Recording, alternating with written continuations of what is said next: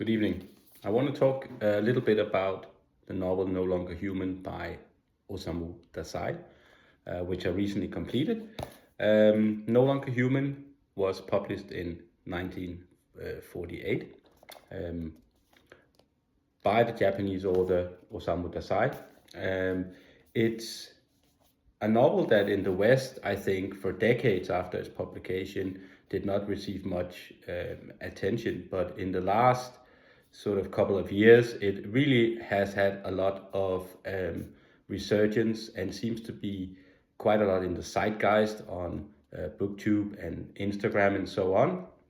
This in part is due to a Japanese manga graphic novel series which was published in the 2010s and which uses Japanese authors as character.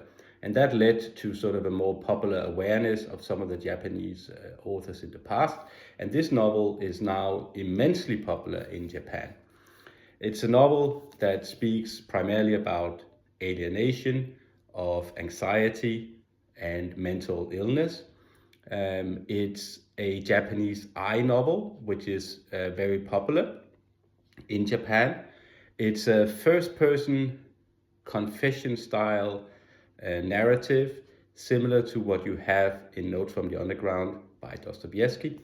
It takes the form of three notebooks that we learn in the introduction or in the prologue that the narrator or the narrator comes across these notebooks, and then the story, the novel, is basically the reading of these notebooks about a character named Yoso.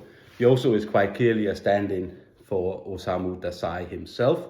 Osamu Dazai was a bit of a tragic character who attempted to commit suicide 5 times. Obviously, only the 5th time he was successful. But in one of those attempts, he did a group suicide attempt, not a group, but a suicide attempt with one other person, I think his lover at the time, and she perished while he survived. And when he finally did manage to kill himself, it was also together with another individual. So in No Longer Human, we follow Yoso. We see his childhood and his early adolescence. And in his notebooks, he's describing himself as a person who cannot relate to any other human beings or form any meaningful friendships or relationships at all. He does not understand humans. He does not understand himself. And he has a very self-deprecating tone. And he describes how he is riddled with anxiety whenever he has to deal with any of his surroundings. So he masks his anxiety and his depression by humor, and he engages in various acts that he describes as clowning in order to not really escape attention, because he gets attention from that, but to mask his true feelings. As he goes through life, he struggles. He is thrown out by his family. He is cut off financially because he is not able to be successful in anything that he does. He is described as quite handsome, and he takes up with a number of women along the way, most of whom he exploits quite significantly. And eventually he finds himself in financial ruin as well. And he sinks more and more into alcoholism and eventual morphine addiction. And he is eventually sort of hospitalized in a mental asylum. This novel is often described as a very interesting and good take on anxiety and depression. But I have to admit that I struggled quite a lot with this novel. I think it's interesting, I think it's okay, but I don't think it's as good as I have heard a lot of people say it is. That's of course a subjective opinion, but I would like to talk a little bit about why that is. First of all, the first person narrative is really difficult to pull off, and it's a narrative form that I struggle with. Secondly, I found the character of Yoso utterly deplorable and disgusting. I was wondering a few times whether he was in fact a psychopath. I don't think he is, but we have to consider that in this confessional style of notebook format, the narrator himself might not be altogether reliable. It's true that he is very self-deprecating. He lacks any form of feeling of identity or self-worth, and this is very tragic and very sad. And it's of course also sad that Yoso is a stand-in for Dazai himself, if indeed this is how he felt through most of his life. But his anxiety and his depression, I don't feel justifies his lack of moral character. And I also don't think it's representative, from what I've seen, of people that suffer from depression and anxiety. I know people that suffer from that. I know people who have mental disorders, bipolar, that I've had in my life. And I think bipolar is something which could characterize Yoso in this novel here. But I don't find it to be true that a person suffering from these conditions is necessarily acting in the very resentful way that Yoso is doing in this notebook. Quite the contrary. I see often that people that I've known that ends up with anxiety or depression is often from being too human, from being too empathetic and sympathetic, and actually being too sensitive. This is not the case for Yoso. He is anything but he sees himself as a complete victim. And there is some indication early on in the novel that he has suffered some abuse, but it's never expanded upon. So I'm thinking that he is actually quite unreliable, and I don't think that what he says is true. And I'll give a couple of examples of why I think this is. If we see already in the first notebook on page 37, he writes as follows: "And I think the loneliness I embraced, unable to confide in anyone, gave off a scent that women picked up instinctively, and this was one reason why in later years I was taken advantage of in so many ways." He is not taken advantage of in any ways in this novel that I can tell. Quite the contrary. He is taking advantage of, in particular, the women that he encounters, and one of them that he marries. He pawns her possessions in order to fund his alcoholism. He has numerous affairs. He is not compassionate at all towards her daughter. He runs away from them without a word. And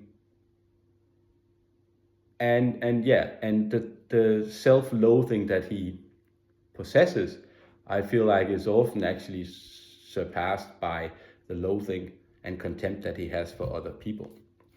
If we go a bit further, we'll see how he describes one of his friendships. And this is one of his friends whom he later on in the novel accuses of, not treating him as a friend and exploiting him.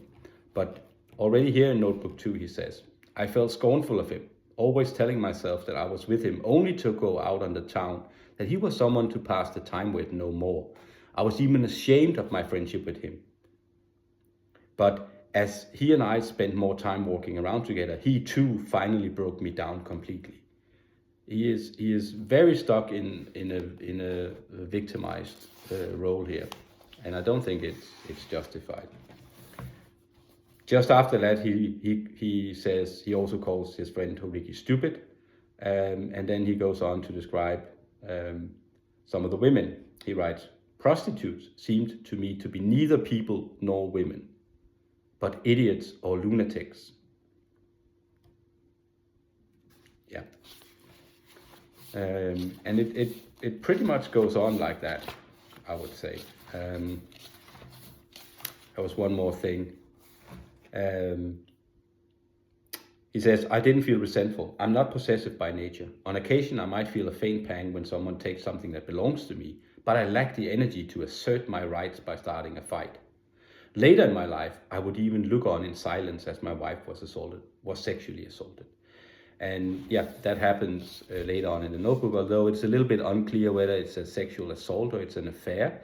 But it seems that it was not completely with the consent of his wife, although Japanese concept of consent is somewhat ambiguous.